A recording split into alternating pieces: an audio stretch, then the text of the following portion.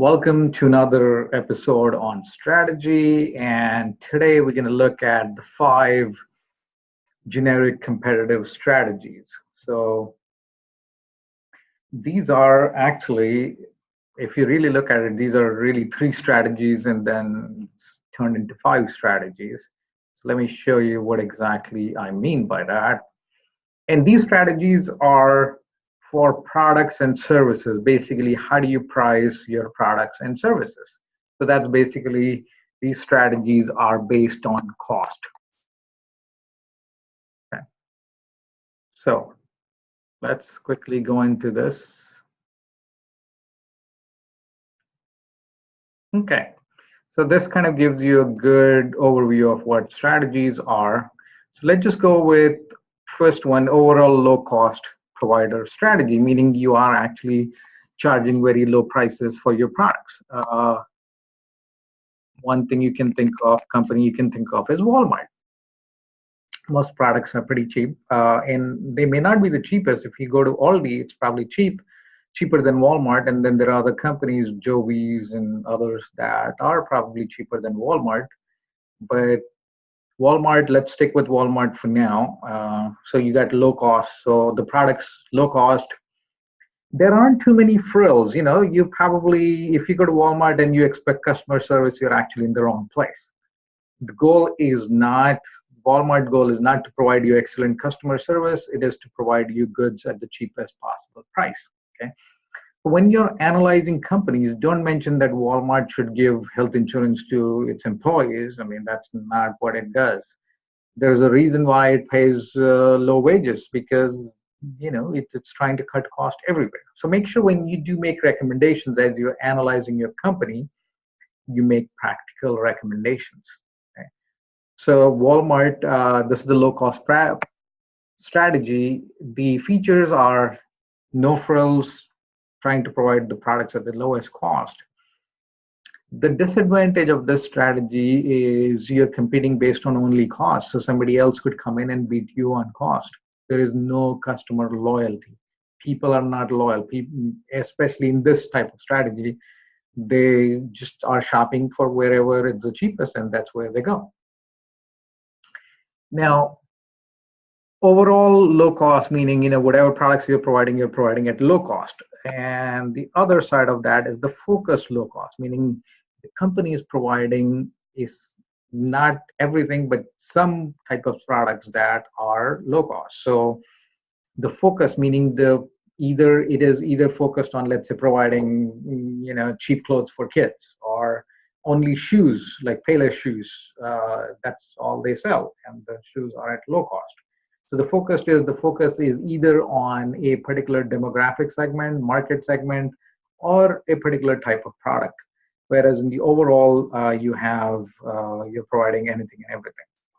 The focus low cost, let's say if you were to think of Payless, okay, Payless shoes. Now, one of again, this is a no frills. You don't expect customer service. You're just going there for the cheapest shoes that you can buy.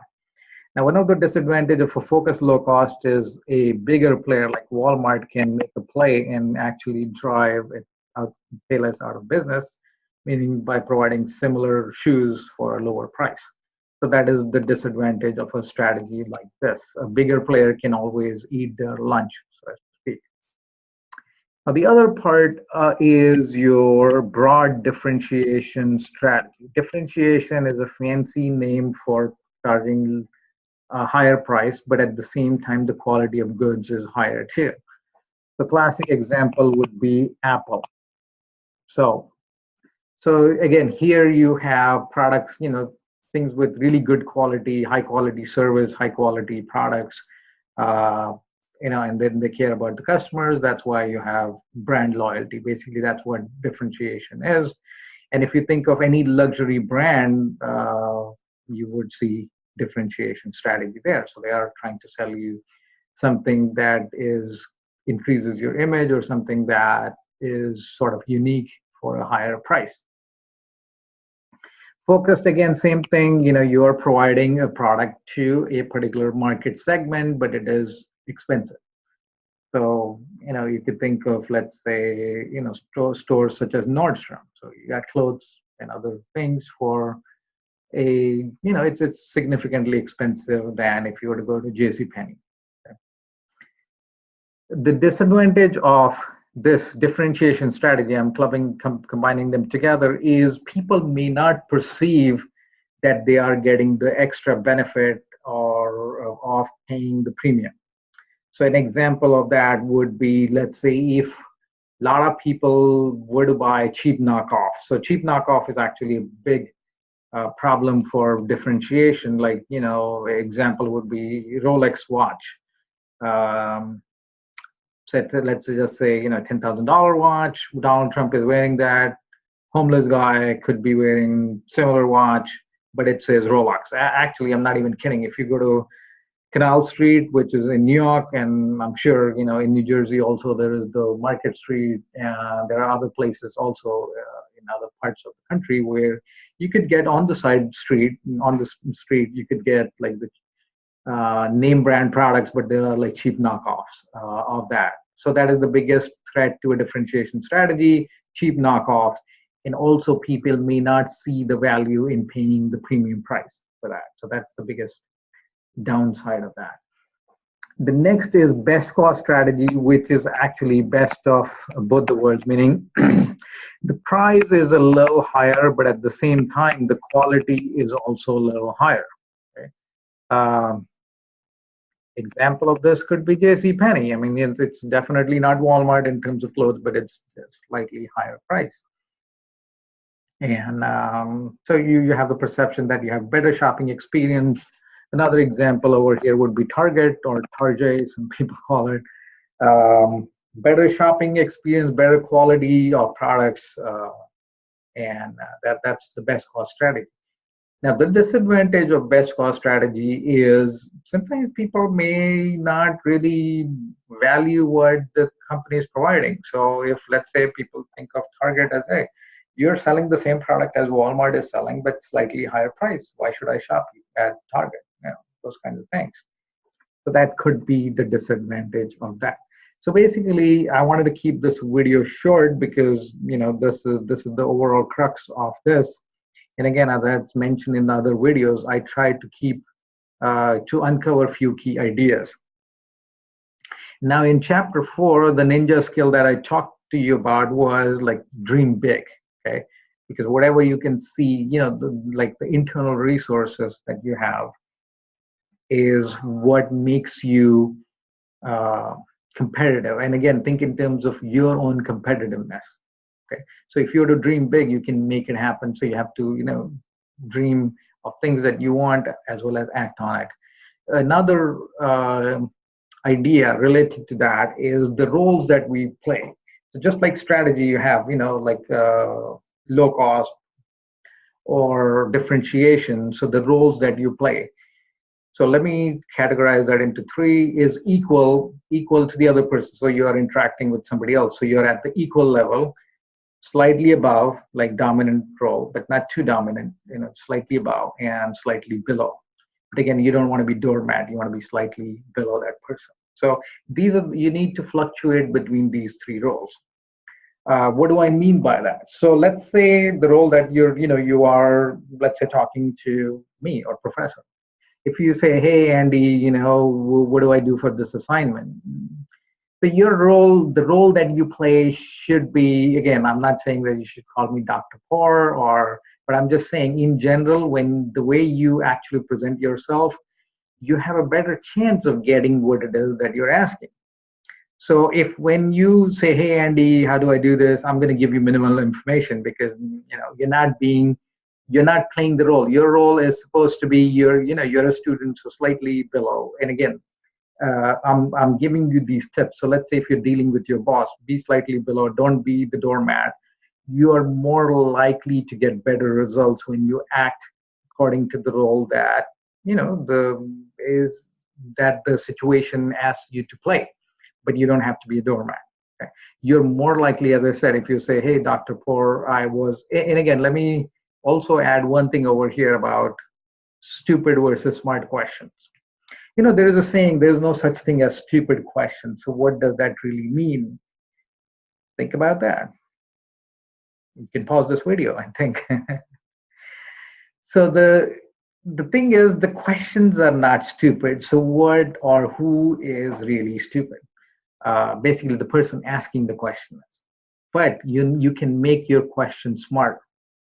So instead of asking somebody a question, how do I do this? That comes across as either A, you are lazy, or the person is stupid, doesn't understand something. So instead of asking, how do I do X?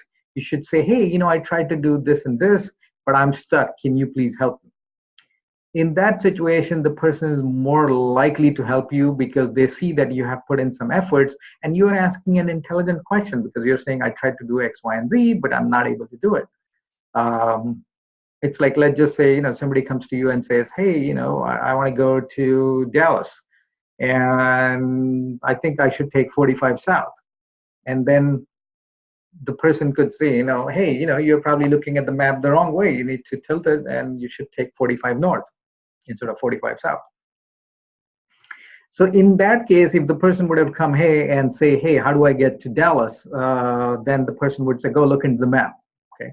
But versus even when you're providing in the other situation where I said the person is saying, I'm going to go to Dallas, I'm going to take 45 South, the other person is more likely to correct that person, saying, no, take 45 North. So even if you're totally off when you're asking a question, but you show that you have put in some investment, people are more likely to help you. Okay, so make sure you ask intelligent questions. So the intelligent question is, you're not just saying, how do I do X? You're saying, I tried to do X this and this way, but I couldn't. So the person is more likely to help you. Okay, going back to the roles that you play. Let's say you are dealing with somebody, somebody that is your kids, or somebody that works under you. You don't want to be under them, or you don't want to be at the same level when you're telling them what to do. So you could tell them what to do.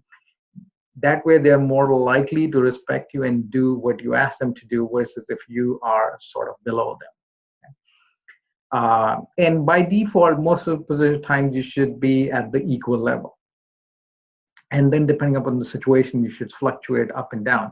And even when you're asking somebody, you could be slightly lower, but then you come back to the equal level. So this way they don't see you as a doormat. Another example, let's say, try this. Okay, you go to some place where they provide customer service, Apple Store or someplace, and try to be demanding, try to be dominant, like coming at the higher level. You are not going to get as better service if you come at an equal level or slightly lower level. Okay, but don't fluctuate too much. Don't be like too high, like like demanding things. Don't be like a doormat. So fluctuate between this equal, slightly dominant, slightly subordinate level. So that's the key ninja skill for this. And let me just quickly recap for this chapter number 5. Basically, there are 3 strategies: low cost, differentiation, and best cost. But the low cost is divided into 2 parts overall, which is like you're covering the whole market, and focused, you're covering a segment of the market. That's how you get these. And then you have differentiation, broad differentiation, which is the whole market, and focused is a segment of the market. And in reality, most of the companies actually use a combination of this. Let me give you an example. Let's pick any car company. Let's say Toyota. It always has the lowest models that, it can, the Corolla, then you have Camry, Avalon, and then it has the luxury segment, which is the Lexus. Okay. So it is actually catering to all the segments. It is low cost, then it is, best cost, like the Camry, and even the Lexus, the lower end models, that's also best cost. And then you go to the higher end models in Lexus, and those are the differentiation strategy. So most of the companies use actually a combination of these strategies. They don't use one or the other. Right? Even Apple, if you look at it, they keep their previous generation phones because that appeals to the people that don't want to spend much money. Anyway, so thank you for watching this, and all the best for the midterm. And if you look in, let me back to the to your Blackboard. So on Blackboard, you should be able to see this is the problem over here because okay, I'm just going to start typing over here.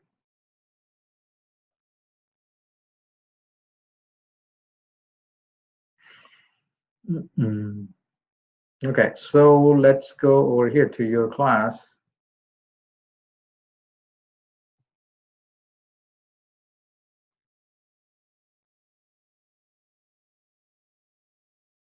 So under course content, you should be able to see sample questions for midterm. Okay, so I'm going to make this available. It looks like it's not available here. Midterm instructions, I'm going to make that available as well once I get the instructions. And so midterm, this is where you should see sample questions actually. No, I'm sorry, that's not. Okay, sample questions right here. Yes, it is available. So midterm sample questions, you can see the sample questions for the midterm right over here. Okay. All right. So all the best for the midterm. And once I get the instructions from the testing center, I will upload it there as well as I'll send you a message about that. Okay. And go through the syllabus. You'll have plenty of information about what is covered in the midterm. So thank you for watching this video, and I'll see you in future videos. Right. Bye.